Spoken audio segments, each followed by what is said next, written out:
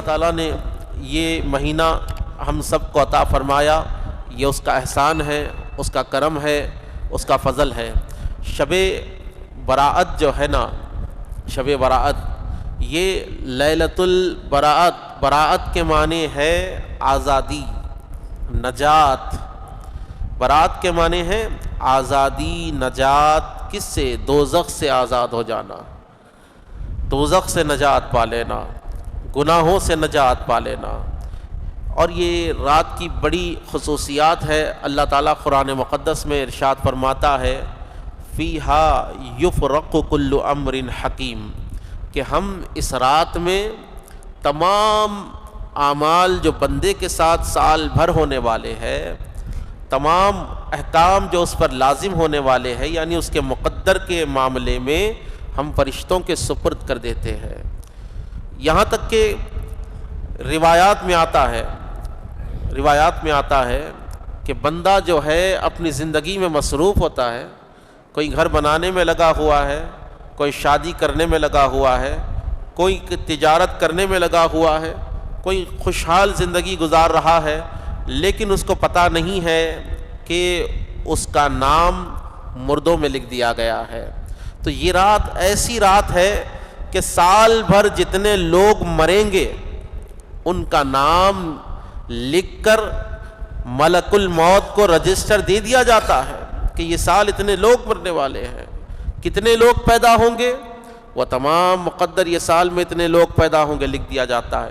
کون کون حج پر جائے گا، کس کا نقصان ہوگا، کس کا فائدہ ہوگا، جی کس کے گھر اولاد ہوگی، کون خوشی میں رہے گا، کون غم میں رہے گا، یہ تمام چیزیں شب برات کی رات میں لکھ دی جاتی ہے۔ تو یہ رات اتنی بڑی اہمیت والی ہے، آپ کو بتاتا ہوا چلوں، یہ رات اتنی بڑی اہمیت والی ہے، جو غفلت کی نیند سو رہا ہے، جو لوگ غفلت کی نیند میں اس رات کو جو ہے بھول رہے ہیں، چھوڑ رہے ہیں، حقیقت میں وہ اپنے اعمال کا اور دیگر چیزوں کا نقصان کر رہے ہیں۔ کس لیے؟ جب بندہ اللہ کی بارگاہ میں گڑ گڑا کر روتا ہے، جب بندہ اللہ تعالیٰ کی بارگاہ میں عاجزی اختیار کرتا ہے، روتا ہے، توبہ کرتا ہے، اپنے گناہوں سے بخشش طلب کرتا ہے، اس کا فضل مانگتا ہے، تو ہوتا کیا ہے؟ اگر وہ گناہگار ہوتا ہے تو اللہ تعالیٰ اس کی مغفرت فرما دیتا ہے۔ اگر وہ زندگی مانگ رہا ہے اللہ تعالیٰ سے، یا اللہ میری حیات کو لمبی فرما، اگر اس سال میں اس کو مرنا تھا تو اللہ تعالیٰ بندے کے گڑ گڑانے کی وجہ سے اس کی عمر میں جو ہے طوالت عطا فرما دیتا ہے، اس کی عمر لمبی کر دیتا ہے۔ کوئی بندہ جو ہے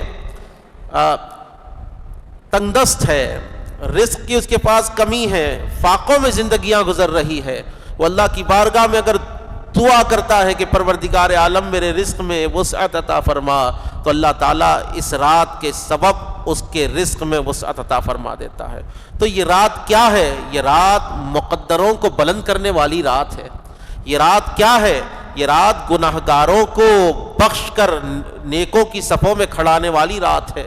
یہ رات کون سی رات ہے؟ اللہ تعالیٰ اس رات میں بنو کلب کی بکریوں کے بالوں کے برابر گناہگاروں کی بخشش فرماتا ہے۔ یہ رات کون سی رات ہے؟ اس رات میں 1 سال تک ہمارے ساتھ کیا ہونے والا ہے؟ تمام کا تمام مقدر کا چٹھا جو ہمارے ساتھ یہ سال ہونے والا ہے وہ فرشتوں کے سپرد کر دیا جاتا ہے۔ تو بتائیے آپ، جب مجھے معلوم ہے کہ اس رات میں میرے متعلق لکھا جانے والا ہے، تو میں کیسے اس رات کو چبوتروں پہ بیٹھ کر خراب کر سکتا ہوں؟ تو کیسے میں اس رات کو ہوٹل میں رات بھر گزار کر اس رات کی عظمت کو خراب کر سکتا ہوں؟ کیسے میں اس رات سے غافل ہو کر جو ہے گھر میں سو سکتا ہوں؟ کیسے اس رات میں میں ٹھیٹی ٹھاٹا کر کر یہ رات کو فضول گزار سکتا ہوں؟ بتائیے آپ، عقل مند تو وہ ہے اگر خزانہ بٹ رہا ہے، مال بانٹا جا رہا ہے، تو انسان دوڑتا ہے، اپنے کام کاج چھوڑتا ہے، چھوڑ کر اس کو حاصل کرنے کی طلب میں رہتا ہے۔ کس لیے انسان جو کچھ کر رہا ہے وہ اپنے رزق کے لیے کر رہا ہے، وہ اپنی زندگی کے عیش و آرام کے لیے کر رہا ہے۔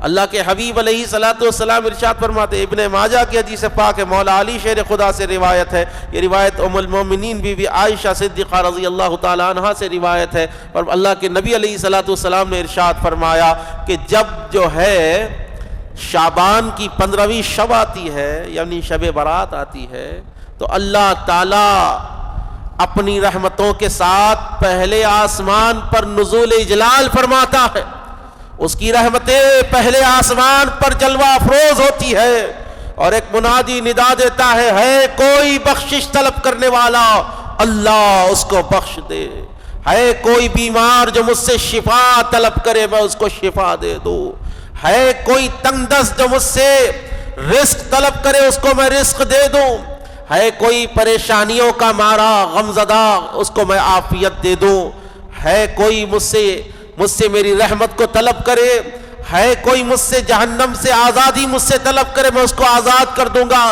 مولا علی شیر خدا فرماتے، اللہ کے نبی علیہ الصلوۃ والسلام نے ارشاد فرمایا، یہ جو صدا جو ہے پہلے آسمان سے فجر تک یہ صدایں چلتی رہتی ہے، فجر تک یہ معاملہ جاری رہتا ہے۔ اب دیکھیے ندا دینے والا تو ندا دے رہا ہے کہ رزق کے دروازے کھلے ہوئے ہیں، مانگ لو، آج سخی کا دربار کھلا ہوا ہے، مانگ لو، جو مانگو وہ تم کو دیا جائے گا، آج اللہ کی رحمتیں تم پر برس رہی ہے، مانگ لو، اس کا فضل تم پر اس کا فضل ہوگا، اگر تم گناہگار ہو اپنے گناہوں کی بخشش کر لو اللہ تم کو بخش دے گا، اگر تمہارے رزق میں کمی ہے، تم پریشانی محتاجی کی زندگی گزار رہے ہو تو اللہ سے آج طلب کرو، برات کی رات اللہ تم کو عطا فرمائے گا۔ ارے اللہ دینے پر راضی ہے، لیکن بندہ دنیا کی محبت میں اللہ سے مانگ بھی نہیں رہا ہے، اللہ دینے کے اوپر راضی ہے، وہ دینا چاہتا ہے، وہ چاہتا ہے کہ میرا بندہ میری بارگاہ میں ہاتھ اٹھائے اور کہے کہ مولا میں تنگ دست ہوں، اپنے رزق کے دروازے مجھ پر کھول دے، مولا میں پریشانیوں کا مارا ہوں، مجھے عافیت عطا فرما دے، پروردگار عالم میں بیمار ہوں، مجھ کو شفا عطا فرما دے۔